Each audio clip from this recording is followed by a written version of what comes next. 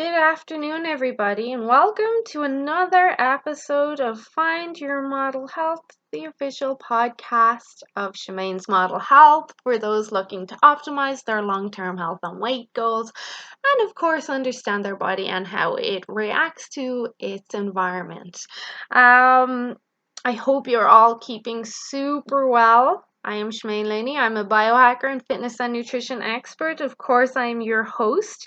And thank you for joining me again for another episode of the podcast.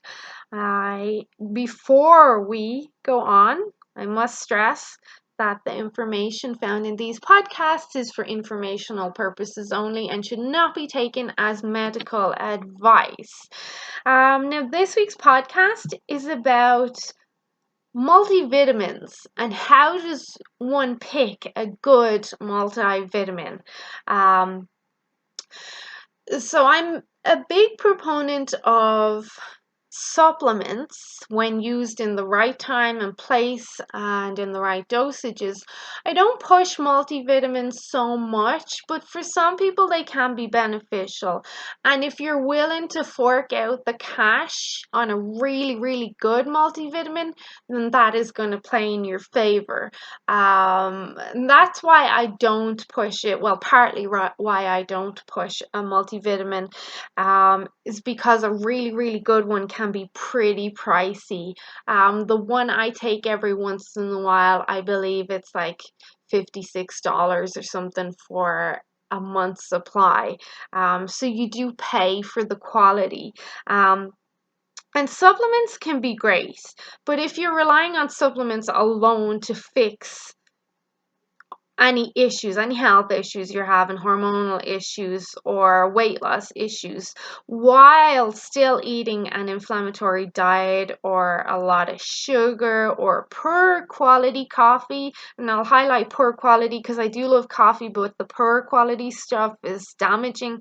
If you're letting stress rule your life, if you're not getting enough sleep, if you're not getting enough movement or fresh air or sunlight, no supplement on the planet is going to help you with this.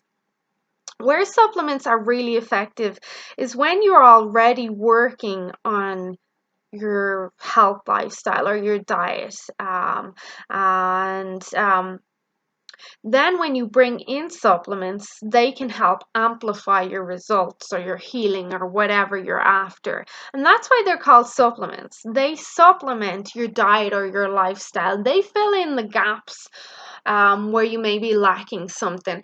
And I always say to my clients that regardless of how, and I think everyone knows this at this stage, regardless of how clean your diet is or how high quality foods you eat, if you're eating all organic and you're eating all grass-fed meats and you're watching your toxic exposure and you're getting sleep and fresh air and blah blah blah, no matter how good you are, unfortunately in the age we live in, we still are going to have a hole. There's still going to be holes. We're still, no matter how good we are, we can't avoid being exposed to toxins, and even our foods can't. No matter how organic your food is, toxins fall from the sky, and that organic food is going to get exposed to that. But yeah, that's where supplements can come in helpful. So they supplement something main, or they supplement your foundational diet or lifestyle, which in my opinion, the main or the core part of that is going to be your food or your nutrition. So many people do take multivitamins and they can help. So multivitamins, provided, like I said, your diet is already pretty good, or it's at least a work in progress, and that those multivitamins are of high quality. One of my biggest peeves, excuse me, is seeing poorly made multivitamin brands or people buying cheap multivitamins and expecting that they're going to see some nice results or changes, or not even understanding that those cheap or poorly made multivitamins may be adding to the problem rather than solving it. So in my Facebook biohacking group, I provided an infographic that people can save to their phones, like a multivitamin checklist. But here's some giveaways that you want to watch out for. They kind of show that a multivitamin has been made cheaply and they've been focused more on marketing and making money rather than quality. So these are the things that you want to avoid when looking for a multivitamin. So, number one, and this is a big part in your methylation pathways, especially during pregnancy. So, this is very important. So, one of the things that you want to avoid is folic acid. So, reputable supplement companies don't use folic acid, but they will use folate, or the best form, methyl tetrahydrofolate. So it's 5-methyl tetrahydrofolate. So you're looking for folate or the folate in its methylated form, not folic acid, because it can mess up your methylation and detoxification pathways. The next one you're avoiding is vitamin B12 cyanocobalamin.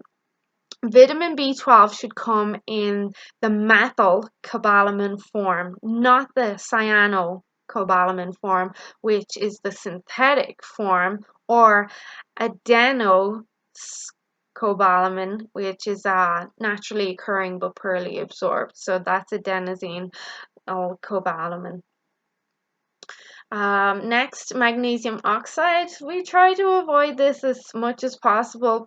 Magnesium is awesome, but the different forms do different things. And this magnesium oxide is the cheapest and least bioavailable form of magnesium. Supplement companies of good integrity will offer magnesium in the form of citrate, which is my favorite. Glycinate or malate. So you want to avoid the oxide. Then you're looking for binders or synthetic colorants.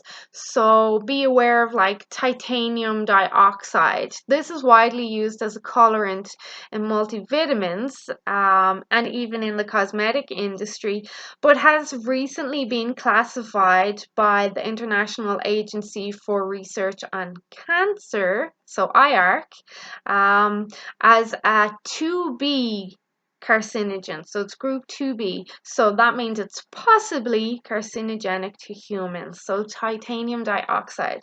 And then again, another magnesium oxide or zinc oxide can be used as binders too. And they dramatically reduce bioavailability and absorption of multivitamins and can sometimes cause gastric distress. They can cause the body to suck a lot of fluid into the GI tract too and cause diarrhea and not nice, pretty things. So spending the extra money to buy multivitamins with no binders can be very beneficial to you. Then you want to watch out for calcium only. If a multivitamin contains calcium only without its cofactors, and I spoke a lot about cofactors in the last two, or not last two, in the two podcasts, the missing link, there was two parts and how important cofactors are. So if calcium is not present alongside magnesium, vitamin D3, and K2, then it just won't get into the bones. It's pointless. I always stress to my clients that magnesium and D3 are very important for good bone health. So calcium by itself can cause joint pain and inflammation, and really not a lot of people know this because people are just told that calcium is good for the bones and the doctor will recommend get a calcium supplement. Also, quality multivitamins, they're made with non-GMO ingredients, and should always be free from gluten, soy, dairy, corn, and sugar. So you don't want to be buying these sweet, sugary multivitamins, except for kids. And I know that's a bit hypocritical of me to say, but I have kids, so I know what it's like to try and get stuff into kids. Now, all of the other points still stand in regards to a kid's multivitamin, except sometimes, a kid will not take something unless it's a bit sweet or it's been sweetened or it tastes good. That's just kids, they're a pain. So you can get a good multivitamin like Thorne and Nordic Naturals. They do some good kids multivitamins. Like Nordic Naturals does a good one and it ticks all of the points that I just mentioned. It's GMO free, it's soy, dairy, corn free, it's got all the right types of vitamins in it, but it's sweetened. It has a bit of sugar on it, so the kids will take them. So they're like chewable gummies, and I like them. And in my opinion, if it works, it works. We can address the sugar a bit more down the line. Right now, we want to make sure that the kids don't have nutrient deficiencies. So look at the ingredients using what I just stated. Go check out the infograph in my biohacking Facebook group. Save it to your phone. If a company doesn't declare what form of B12 or magnesium is in the product, so if that's not on the label, that's a warning sign. So you should know what types of vitamins are in it. Companies of good integrity will always state it, and try get the multivitamin as clean as possible, and make sure the B vitamins are in methylated forms, and of course no GMO ingredients, free of gluten, dairy, soy, yeast, sugar, and other artificial colors. So that's going to be what you're looking out for when choosing a good multivitamin. So I hope you found this helpful. If you are going multivitamin shopping, listen to the podcast again, take some notes, bring it with you, or just bring the infograph that I put in my biohacking Facebook group, and that should help you narrow down. Before I let you go, some of the companies that I really like are Thorne Research, like I've stated. I do like Nordic Naturals, especially for kids, because they do nice ones for kids. And then I use some from a company based in Australia called ATP Science. That one, like I said, it ranges about $56, so it's quite pricey. Otherwise, if you're hitting good nutrition and you're hitting all your micronutrients, and you have some supplements filling in other gaps, I don't think a multivitamin is going to be absolutely necessary for you. So I suppose in summary, don't stress too much about it. If everything else is going well, your nutrition is good, your environmental factors are good, your movement, and maybe you're supplementing with the important ones like your vitamin D, your vitamin C, your K2, maybe a good fatty acid, and maybe even some sort of green supplement. I think you're doing pretty good. You'll have your angles covered, and you may not need to go stress about getting a multivitamin as well. But if you are notorious for getting those cheaper multivitamins and you're not too sure if they were good for you or not, or if they're even worth your money, or if they're causing damage, then hopefully this podcast has helped elaborate on that or clarify that a bit. If the vitamins and the cofactors and the forms of the vitamins and minerals are not correct, you're damaging yourself. You're damaging your methylation pathways, and that's going to affect how you detox, how your Krebs cycle works, how your thyroid works, how your hormones work. So this is important. If you're taking a crappy, poor quality supplement, you're better off not taking it at all. So do without it. Okay, thanks for listening, everyone. Have a great week. And if you know someone that would benefit from this podcast, please do share. Sharing is caring, and the more people we can help, the better we can serve our world. And if you love someone, you should want them to be healthy in any way, so do share. Okay, I'll chat to you guys again next week for another episode, but until then, stay safe and be good. Bye.